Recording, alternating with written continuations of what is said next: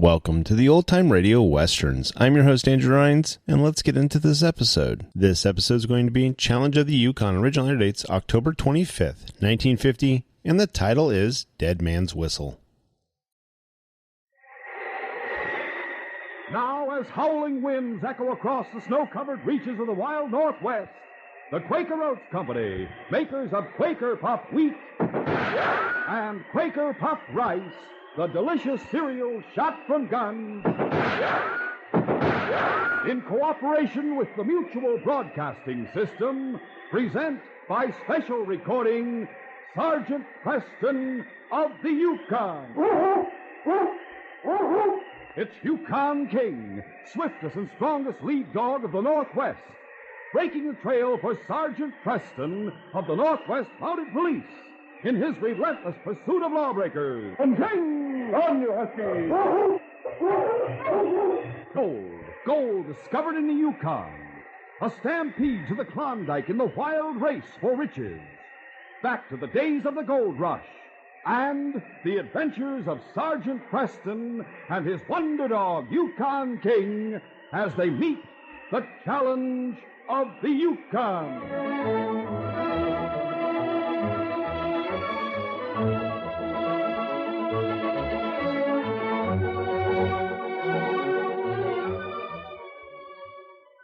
Our adventure will begin in just a moment.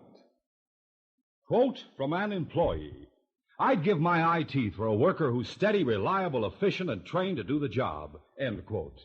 Well, there is a new source of workers just like that. Men and women ready, willing, and able to do just the kind of job you'd want them to do. They are the physically handicapped who have overcome their disabilities through vocational rehabilitation. So, Mr. Employer, you're bound to find someone who fits that job opening of yours to a T. How do you obtain a trained disabled worker? Just call your local vocational rehabilitation office. Find out for yourself what survey after survey has proved. Handicapped workers are specially prepared, steady, reliable, efficient. They can match the work performance of the able-bodied any day and often surpass it. You'll find it's good business to hire the handicapped. This message is brought to you as a public service.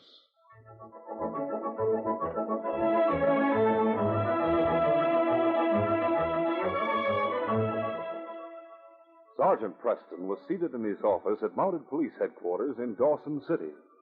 Across the desk from him sat a husky young man with a square jaw and a pair of steely blue eyes. He had just handed the sergeant an open wallet containing a card of identification. Sergeant Preston read the name on the card. Detective Sergeant Stephen Belford, San Francisco Police. The name Belford's familiar. Any relation to Tom Belford? He was my brother. Oh, is that why you came to the Yukon Territory? That's right, Sergeant. I intend to find the person who murdered him. I see.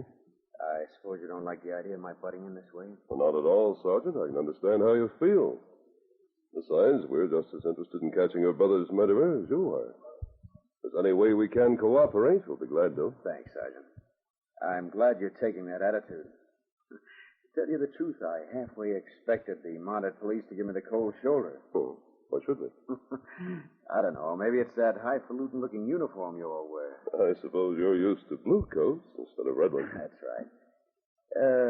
What's the idea of that gold braid that's looped around your neck? You mean this braided cord? Yeah, the end of it is stuck in your pocket. Something attached to it? My police whistle. It was presented to me by the people of the town for capturing two criminals. It's something to be mighty proud of, Sergeant.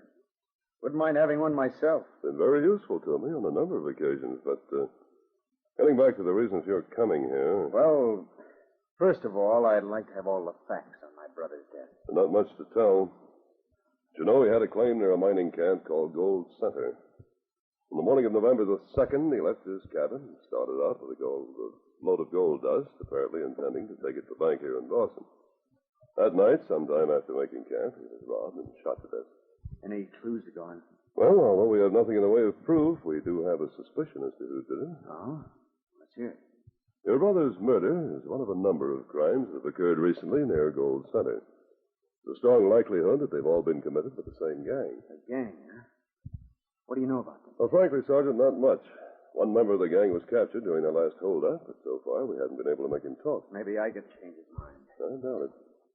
Any idea where the gang's hideout is located? I have an idea they're using a roadhouse near Gold Center as their headquarters. Roadhouse?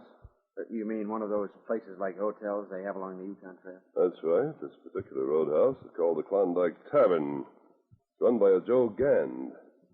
He may be the brains behind the gang, but there again, it's just a suspicion. Looks to me like I'd better go out and have a talk with this fellow Gand. Perhaps there's a better way to go about it than that.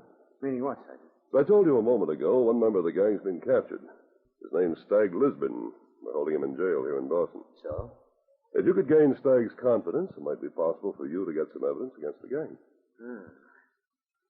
What's your plan? Well, here's what I have in mind, Sergeant. Suppose I arrange to have you placed in the same cell with Stag. You'll be posing as a tough sourdough. The following day, at the Dawson City Jail, Steve Belford was escorted into the cell block by Sergeant Preston and the Mountie jailer. Steve was dressed in the rough clothes of a Yukon sourdough. Cells are all occupied, Sergeant. We'll have to put him in here with Stag Lisburn. That's all right. They should make good cellmates. They're two of a kind. Unlock the cell, Bud. Right. All right, Baker. Inside. Better keep an eye on him, Bob. He's a tricky customer. Don't worry, Sergeant. He'll have a hard time breaking out of here. Stag Lisburn was a heavy-set, black-mustached individual. He eyed his new cellmate for several moments, till the two Mounties were out of earshot. Then he spoke. What have they got you in for, mister? What's it to you? Feeling kind of sore, huh? And I don't blame you. I can think of better places to be than this lousy lockup. I don't aim to stay here long. What are you talking about? You're kind of a nosy gent, aren't you? Yeah, and you're kind of a tough-talking gent, too. You don't like the way I talk? Stop asking so many questions. Steve continued to behave in a sullen fashion, but he knew that Stag's curiosity had been aroused. Gradually, he allowed himself to be drawn into conversation. Maybe now that you've loosened up a bit, you won't mind telling me what you're in for. I held up an express driver a couple of miles south of town. Yeah, what happened? Redcoat caught up with me. Knocked him out and made a getaway while he was bringing me back to Dawson. Yeah, so that's what Preston meant when he said you were a tricky customer. Yeah. Not that the getaway did much good. Preston nailed me the next day down near the Indian River. Yeah, that guy Preston's bad medicine, all right. But I still don't savvy what you meant when you said you don't aim to stay here long. I meant just what I said. You've got a scheme for busting out of here. Let's hear it. Maybe I can help you. Don't worry, I can handle it myself. If you do bust out of here, don't ever think the Mounties won't make things hot for you. You'll need someplace to lie low. So? Maybe I can fix you up with a hideout. Take a look out the door and see if the jailer's prowling around. Okay. Oh, it's all right. Coast is clear. So what's the deal? Wait till I pull up my pant leg and I'll show you. Holy mackerel. Derringer strapped to your leg. Yeah. My little old ace in the hole. Later on tonight, this gun is going to talk our way out of jail for us. Shortly after midnight, the jailer made a round of inspection. As he approached down the corridor, Stag rattled the cell door to attract his attention. Hey, Mooney! Steve was standing just out of sight on one side of the door. What's the matter with you, Lisburn? Something's wrong with my cellmate. Think he's sick or something. Yeah, and I suppose you want me to come in there and see what's the matter with him. You better think up a new trick, Lisburn. Hey, where is that cellmate of yours? Right here, Redcoat. A gun. Yeah, and you better start reaching before it goes off. Now, wait a minute, Baker. You're making a big mistake. Shut up and do like I say, or I'll plug it. All right, Stag, reach through, take his keys. Right. Stag took the jailer's keys and unlocked the cell door. Then Steve forced the jailer into the cell, held him covered while Stag tied and gagged him with strips of bedding. Oh, still there. I reckon that ought to hold him for a while. Come on, let's get out of here. Yeah. So long, Mountie. Give our regards to Sergeant Preston in the morning. Early the following morning, Stag and Steve arrived at the Klondike Tavern. The roadhouse was already astir with a few early morning travelers who paid no attention to the two men who had just entered.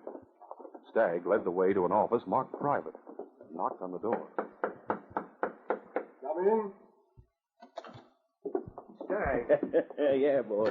In the flesh. How in blazes did you get here? Busted out of jail last night, thanks to my pal here. Oh, his name's Steve Baker. They tossed him in the same cell with me. But they didn't know he was packing an ace in the hole. What do you mean? He had a derringer strapped to his leg. Steve, I'd like you to meet my boss, Joe Gann. Howdy, Joe. Stag said maybe you could fix me up with a place to hide out. Yeah, I reckon we can do that. And maybe if you're looking for employment, we can do something about that, too. I'm willing to listen. What's your proposition?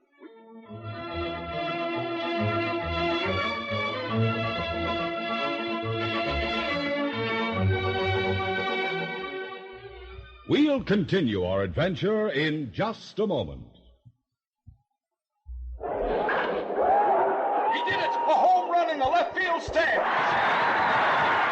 Are you kids there? Are you seeing the exciting homers that your home team makes? Come out to the ball game now as guests of a major or minor league team. Your free ticket is waiting for you right inside packages of Quaker puffed wheat, Quaker puffed rice, Muffet shredded wheat. Quaker Paco 10 has 2 free baseball tickets. Yes, if you are 12 years or younger, just bring mom or dad or another paying adult and see a wonderful major or minor league baseball game free.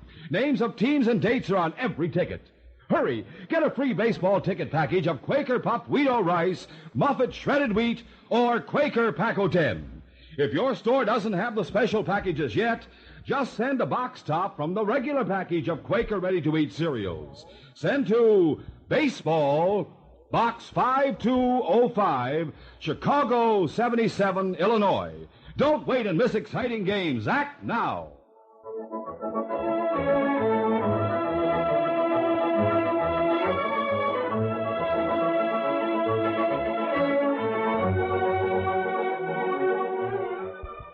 Now to continue.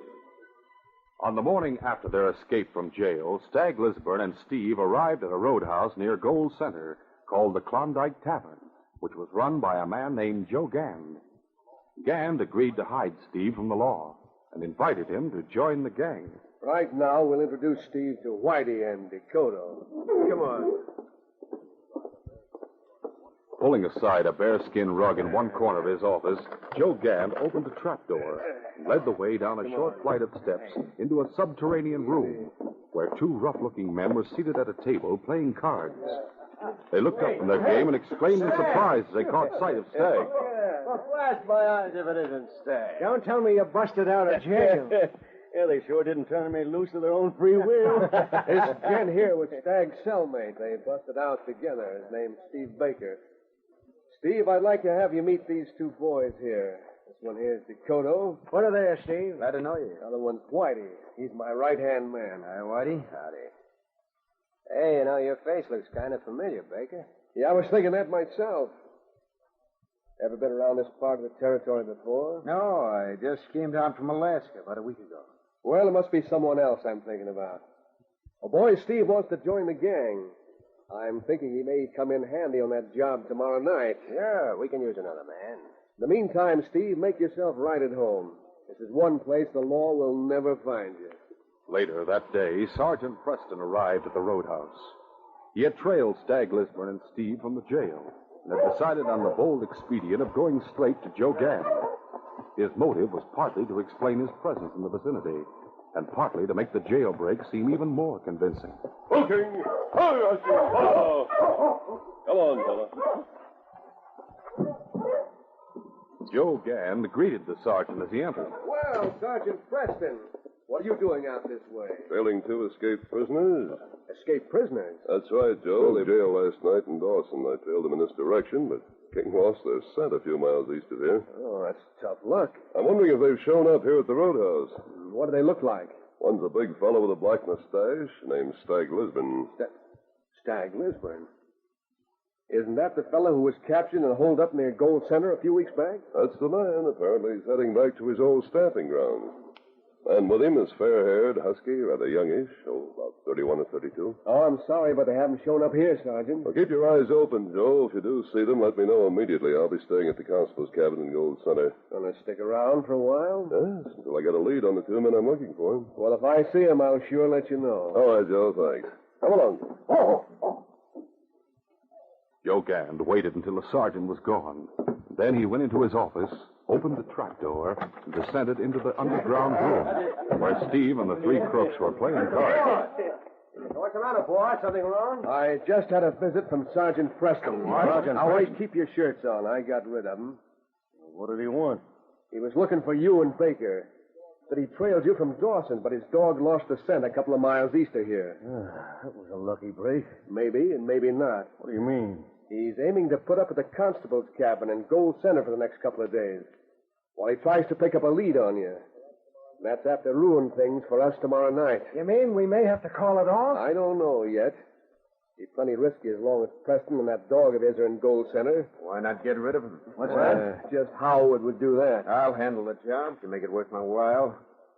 I've got a score to settle with that redcoat. It might be possible at that. I happen to know the constable's out on patrol. He won't be back till tomorrow. How much is it worth to you? Well, say an extra 1,000, besides your share of the boodle tomorrow night. Just leave it to me, Gan. Just leave it to me. That night, Steve and Whitey approached the constable's cabin under cover of darkness. The cabin was located in an isolated spot on the edge of town. Two men hid in a grove of trees a few yards away. Yeah, he's there, all right. I can see him through the window. Yeah. Watch out for the dog. He's trained to go for gunmen. I'll cover Preston as soon as he opens the door and tell him to order the dog back. And I'll make him tie the mud up. After which, I'll plug him one at a time. Smart idea. Meantime, you go back and keep a lookout on the trail leading into town. If you see anyone coming, hightail it back to the cabin and warn me. Right. Okay, get going. I'll go and knock on the door. Steve waited until Whitey had taken up his lookout position some distance away. Then he left the grove of trees and walked up to the front door of the cabin. Steve. Get your hands up and back into the cabin. Hey, quiet, I'll boy. explain when we get inside. What's the idea? I had to put on an act. I'm supposed to kill you and King. You mean someone else is outside? Yeah, a member of the gang. Watching us through the window? No, he can't see us now that we're inside. Oh. I sent him back to keep a lookout on the trail leading into town. Tell me what's happened since you broke jail. Well, in the first place, Lisburn took me to the Klondike Tavern. Yes? You were right about Gand. He's the leader of the gang. He invited me to join up. You learned anything about your brother's murder? No, not yet, Sergeant. But I did learn they're planning to pull some kind of a job tomorrow night. Any idea of what it will be? Gand is cagey, Sergeant. He's not going to tell me till just before they pull it off. Now, what about this business of killing me? Gand was worried that you and King might trail us back to the roadhouse after we pull the job. So I offered to kill you. I figured it would throw them off guard and give me a chance to communicate with you. Good work. When Constable Allen gets back tomorrow, I'll have him spread the news around town. All right. Now I'm going to fire 2 shots. The first shot is supposed to be for you, and the second for King. All right, go ahead. Now, put out the lamp, then I'll leave. Before you go, you better take my whistle. Here. You can tell the gang you took it because it's made of gold. What's the idea? Tomorrow night, the constable and I will keep a watch on the roadhouse and trail you as soon as the gang starts out. What we're after is proof of criminal intent, so a jury will convict them. Blow the whistle at the exact moment when we can catch them red-handed. If anything goes wrong beforehand, blow 2 short blasts as a danger signal. Right. Now I'll get going. The following day, Joe Gann sent Whitey into town to pick up news of the murder. He stopped off at the cafe and soon got into conversation with a sourdough standing next to him at the bar. I suppose you heard about Sergeant Preston being murdered last night? Yeah, what I was talking about. Constable Allen found his body this morning when he got back from patrol.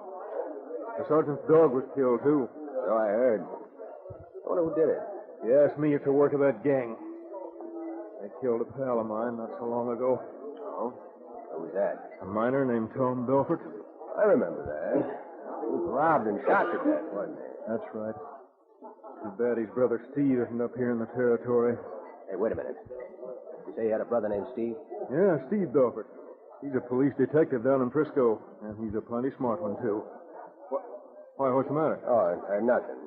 It just happens I knew a detective down in Frisco by that name. I wonder if it's the same guy. Probably so.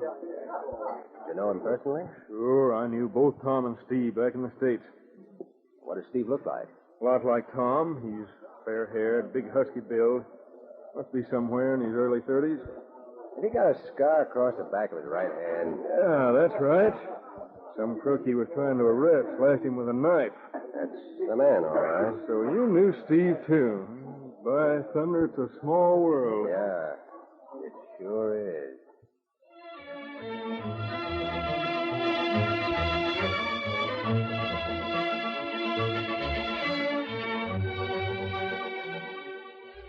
We'll continue our adventure in just a moment. Say, kids, which would you rather do? Read about your favorite baseball team in the papers, or see a game on the screen, or be right in the ballpark, yelling for the players on your team, eating hot dogs, drinking soda pop, and having the time of your life?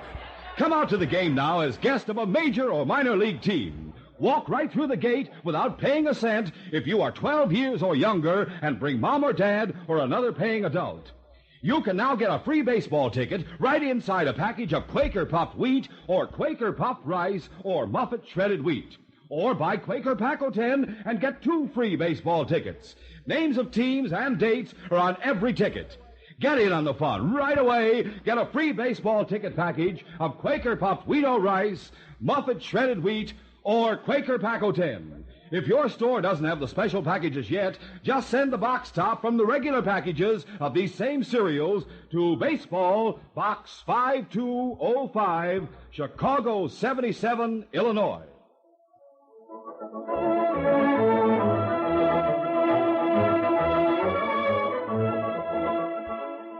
Now to continue.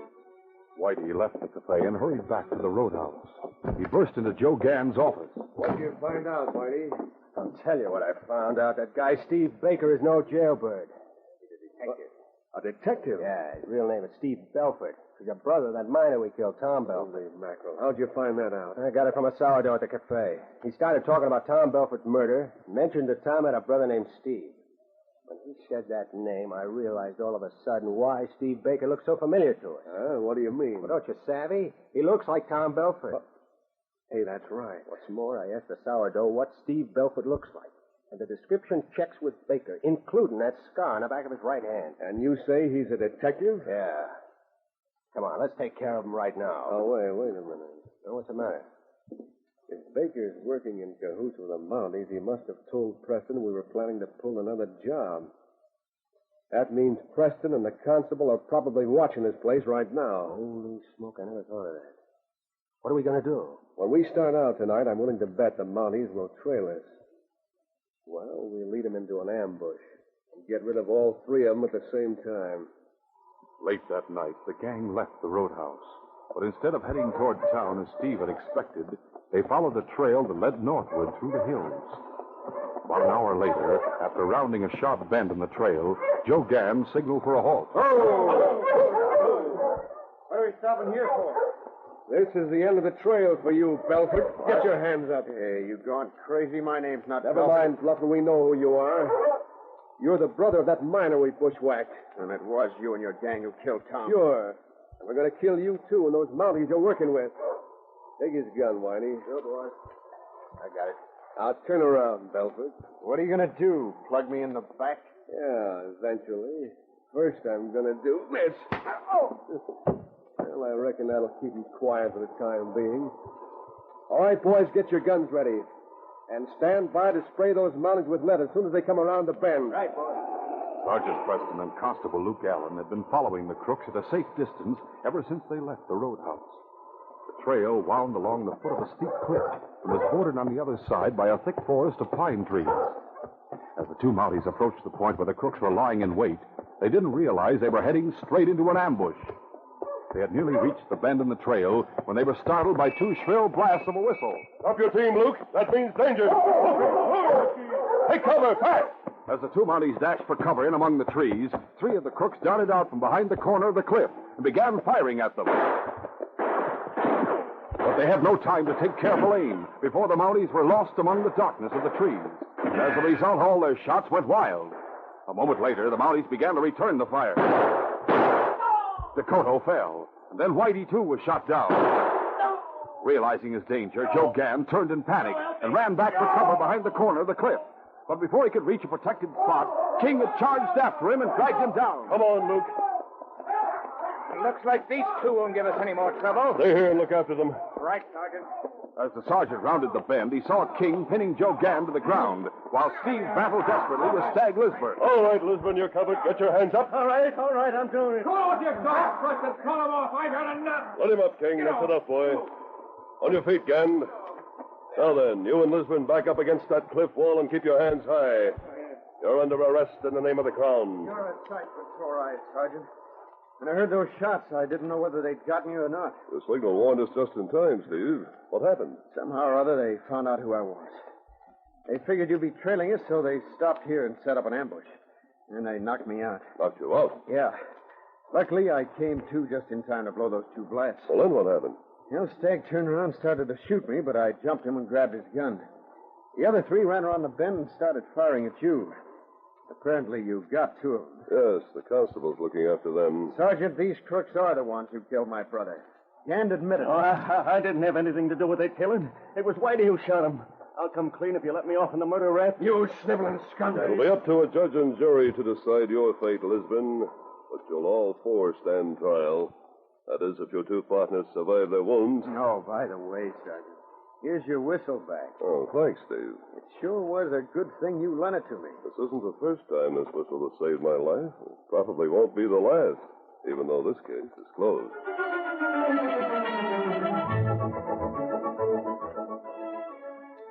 We'll return in just a moment with a word about our next exciting adventure. Weekends are wonderful when you stay tuned to Mutual. Gay entertainment to suit every member of your family puts bright sparkle into your days of fun and relaxation. For anyone who likes quiz games, and that includes just about everyone, there's the kind you like where you can sit back and see how close the contestants come to the answer. There's music, too, of course, on Mutual's weekend schedule. Lowbrow or highbrow, you can take your choice. From full-scale productions of your favorite operas and operettas with all-star singing and dramatic casts to swing your partner sessions of real old-fashioned barn dance jamboree, you can take your choice on Mutual. Your need for late news headlines from the field of sports, as well as on the national and international scene, is not neglected on the weekend either. 15-minute roundups plus brief 5-minute digests come your way regularly. Gather your family around this weekend and enjoy entertainment on Mutual where there's something for everyone, all heard every weekend over most of these stations.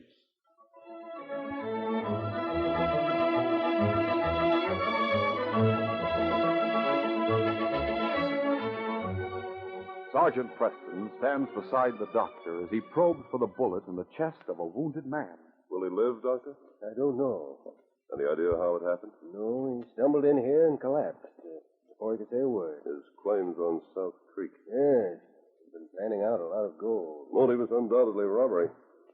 Come on, King. We're heading for South Creek as fast as we can. What will the sergeant and King find when they reach South Creek? A storm is raging, but the north wind is no more ruthless than the men who kill for the sake of gold. How many men were behind this robbery? How many guns will the sergeant and King have to face? Don't miss this next exciting adventure.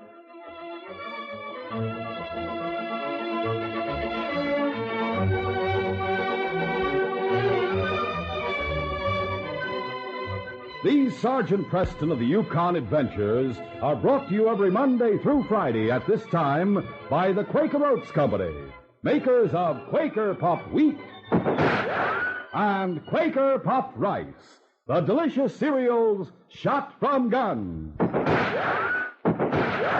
By special recording in cooperation with the Mutual Broadcasting System. They are a copyrighted feature of Sergeant Preston of the Yukon Incorporated. Created by George W. Trendle, produced by Trendle Campbell Muir Incorporated, and directed by Fred Flowerday. The part of Sergeant Preston is played by Paul Sutton.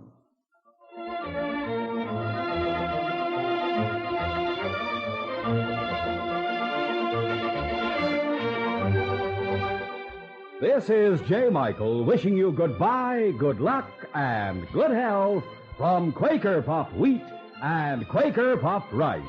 So long. This is Mutual, Radio Network for all America.